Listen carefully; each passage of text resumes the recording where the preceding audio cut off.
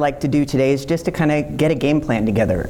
Everybody is different, and I think that's one thing that you're going to hear a lot with this diagnosis, and also sometimes it's reassuring and other times it's really irritating. The party line is, it depends, right? So it depends, and there are lots of options, which is the good thing. And really the trick is to just finding out what's best for you. So we're gonna try and review a lot of those options today, customize it to you, give you some ideas that you can try.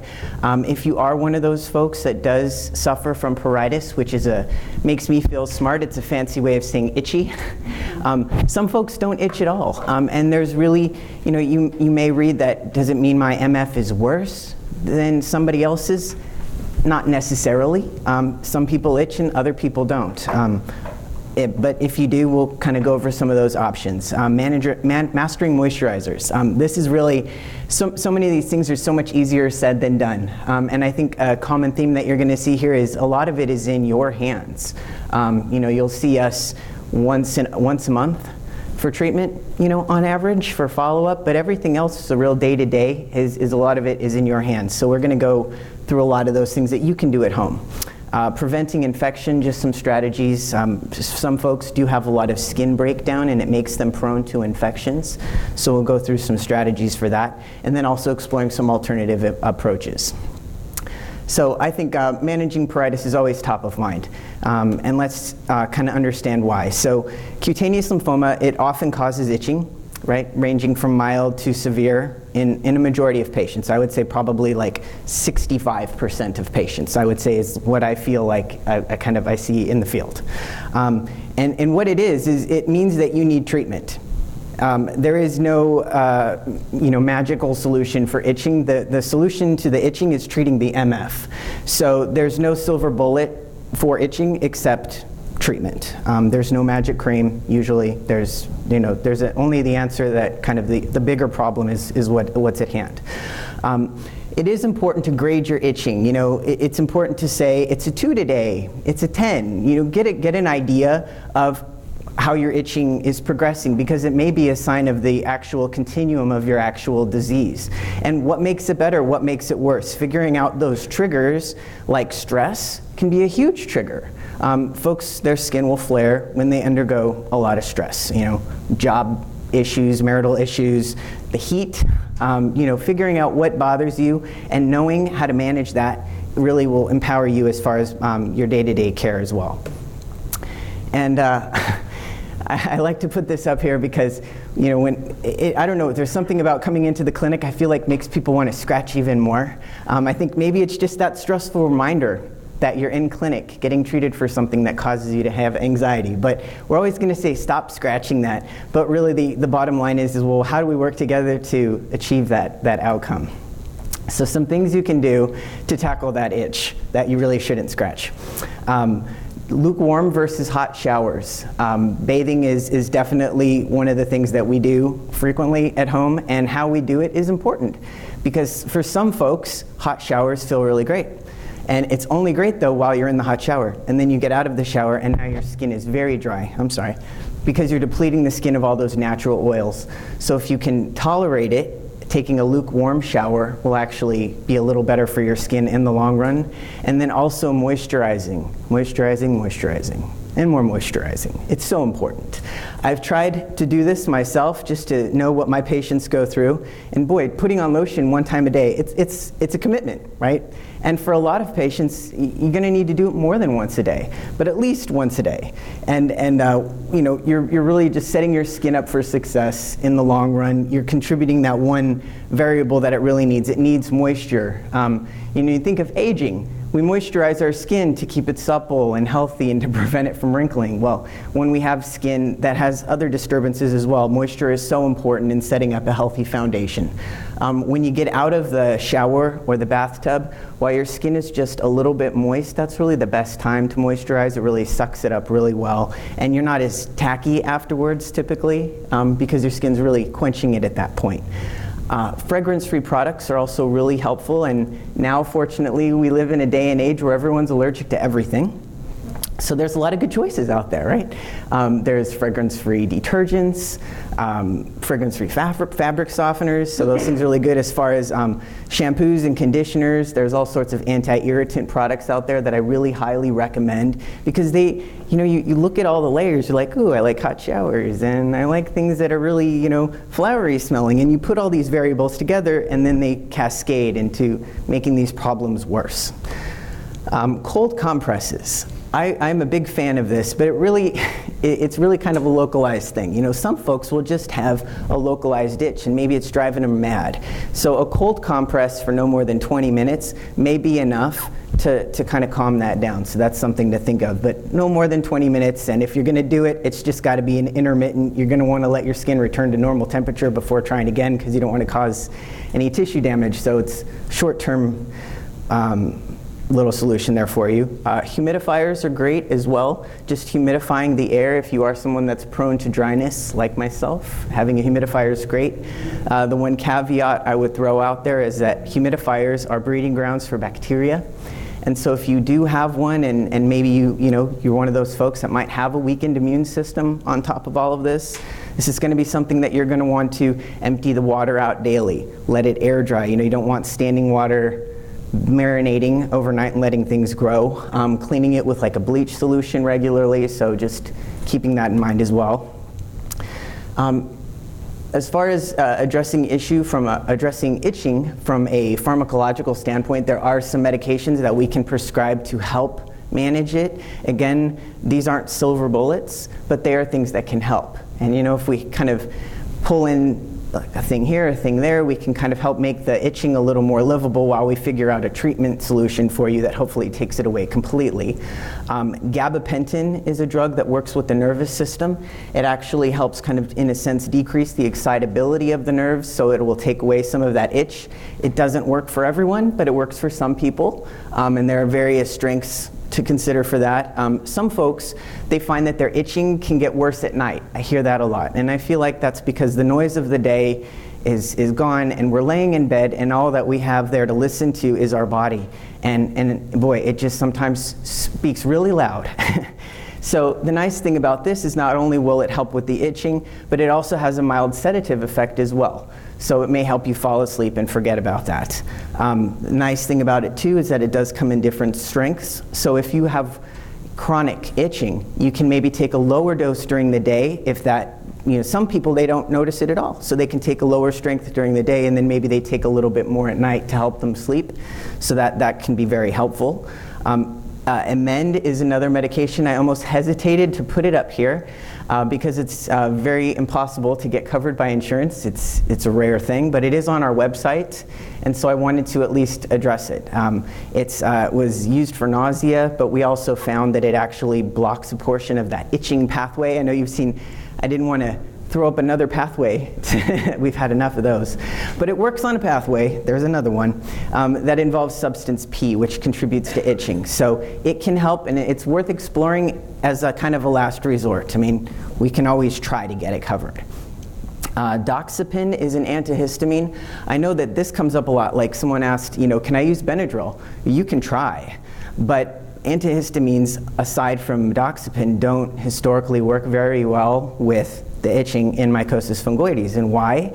It's because it's not related to allergies, right? It's related to lymphoma. So some folks find that it helps, and for whatever reason, they may have allergies on top of their MF. Maybe that's why it helps.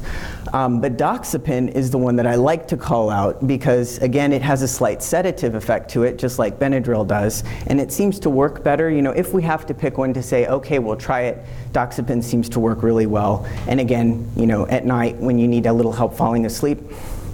Topical steroids, Dr. Linden did a beautiful job talking about those. I just want to throw out my 2 cents, which I know if you're one of my previous patients, I'm sure you've heard me say it. Rub it in for a minute. Please don't put that steroid on your skin and slather it on there and think that that's going to do the job. It's not. It'll do some of the job, but you'll get so much more bang for your buck if you really rub it in very well. 60 seconds is optimal, though I've tried to do that myself with other things to really see how long, and it was the longest 60 seconds of my life. But it really does work, because you think about the skin, and it's thickened, right? It's thickened, it's inflamed, whether it's a patch or a plaque, you've got a lot of layers to get through. And if you're just putting something on and not really helping it absorb, you're not going to be getting the most benefit out of that product. So really rubbing things in is really important. Steroid wraps are something that's also another option for some patients. Don't use it as much. This would be somebody who had maybe larger areas of involvement, but they actually use an occlusive effect with wraps to kind of hold that steroid in and help it soak into their skin even more. Bath treatments are great if you're the kind of person that likes baths. Some people don't, and some people can't stand to be in the water like that, but colloidal oatmeal is really wonderful at soothing inflamed skin. Aveeno makes a great one. There's also generic varieties. And then there's also my own bathtub brew. It's kind of like an oatmeal stout, except better. It's all organic, yeah. And all that you need is oatmeal. That's it. It can even be the quick oats. And you just need a food processor or coffee grinder and just grind that stuff up till there's no tomorrow. When you get a very, very fine powder, you can test it to make sure that it's at the optimal grind, in a sense. And I kind of put a little hint in there. So you just put it in a little bit of water. If it looks milky, you're good to go. If you just see it forming a sediment, maybe you need to puree it a little longer. It'll save you a lot of money, but not if you have to buy a blender. So I don't know, that's up to you. So moisturizers, right? The key is consistency. Consistency of the product and consistency of your practice. My patients, they're like master mixers. I was almost going to put a picture of Professor Snape up here, but I figured maybe I'll mention him instead, because a lot of folks become potion masters. They mix and mingle, and they have their own recipe as far as what works best for them. Lots of folks like using only organic or natural products. Some folks have aversions to pharmacological therapies, or things just don't work for them. And so finding out what works for you is best. So in light of the season, I thought I would put up the popular vote here in the West. Utterly Smooth is a really popular cream. Aquaphor, CeraVe, olive oil, coconut oil, Lubriderm, Eucerin, Aveeno. I mean, everyone makes a great cream. And all of these you can get fragrant. These are all available in fragrance-free options. Some folks do better with the petroleum-based, other folks like a cream, other folks like more lightweight stuff. I've seen patients take olive oil and put it in an atomizer and spray it on themselves, just like cooking spray. For a while it was pretty cool. Trader Joe's actually made a coconut oil that was in an aerosol can. So you could just spray that on yourself, which I thought was extremely convenient because it tends to clump when it's cool. So finding out what works for you, and feel free to experiment. None of these are going to hurt you. And maybe even thinking about, during the daytime trying something lighter, and then at nighttime maybe putting on something a little heavier so that you're not goopy, for lack of a better word. I know that's probably going to be the scientific takeaway from the day is goopy. We don't want you to be goopy. Infections are really, fortunately for us, they're not something that we see a lot, because most patients have limited disease involvement of their skin. But for folks that do have these patches and plaques that tend to get really thick, they can get excoriated, they can break open, especially if they're dry. An infection can happen really quickly. And a lot of times how it presents is in somebody that has greater than 10% of their body surface area, they've got a lot of patches and plaques going on, and they actually may feel like my MF is getting worse. And that's usually how they come in. They're saying, my phototherapy is not working, my skin looks worse. And we take a look at their skin, and it's actually that they have an infection of their skin that's going on. It's sometimes harder to tell based upon the color of your skin. It can just look darker, it can look more red, the skin can be sensitive, and that's the big giveaway right there, is when you have an infection, your skin is very sensitive, so it becomes tender to the touch. It may be drier, itchier than usual. If you've had any low-grade fevers, of course, that would be a giveaway. And you may feel like your regimen's no longer working, so the best thing that you can do is call your healthcare team and let them know, because you'll need to be seen. Because we can't, the thing with MF is it's hard to diagnose these problems unless you see the patient in clinic. So unfortunately, that's usually what's going to happen is you got to come in. Some prevention strategies, of course, for infection is developing a regular bathing routine, moisturizing your skin really well, because obviously if skin is really well moisturized and hydrated, it's less apt to break, less apt to get infected, because we're promoting that natural healthy barrier. I also wanted to put in this little caveat here. I don't go recommending it for everybody, because obviously it depends. It's not necessarily appropriate for everyone. But for those patients that do tend to get infections of their skin more often than others, it might behoove them to use an antibacterial soap in the shower. There's also a regimen called bleach baths, which sounds really wild and scary. It's actually not. But it's very simple. There's a small amount of bleach, and your doctor would give you the recipe for that. I'm not going to go promoting this because I don't want anybody unnecessarily bleach bathing. But just that little bit of bleach gives you a really good antibacterial effect on your skin and helps prevent folks that get the recurrent skin infections. Some supportive care measures too that I always like to throw out. Acupuncture is really wonderful, especially for itching, and also just for maintaining that peace of mind. I actually have an acupuncturist as well, and we talk a lot about oncology patients, and she always says that we, as Western providers, we neglect the master chi, is what she calls it. And I think it's important to acknowledge that we are so much more than a disease, than a diagnosis, that so much more goes into, how our bodies manifest illness. And I think when you look at MF especially, and you look at the impact that, your mood, your lifestyle, societal factors, how the stresses can affect your disease is really important. So meditation can be really helpful. Yoga is wonderful. You can do this at home too. If you're one of those folks that doesn't want to go to the studio, there's lots of great stuff at home. Talk to me about that. Adequate sleep, really important. We all know that when you don't get enough rest, you get sick, right? They go hand in hand. Drinking a lot of fluid. This goes back to hydration. If you're dehydrated, your skin's not going to be healthy. And routinely moisturizing. I can't say it enough. So I hope, if anything, you just take away from our brief little chat is that daily plus moisturizing really does make a difference. Always report changes to your doctor, to your nurse practitioner. Let them know what's going on, because you may think one thing and it may be another, or maybe something completely different. Don't discount any symptoms as this is just the way things are. If you're trying out a new product, maybe you're having a side effect and you think this is how it's supposed to work, but maybe it's not. You always want, if something's not normal, let your team know.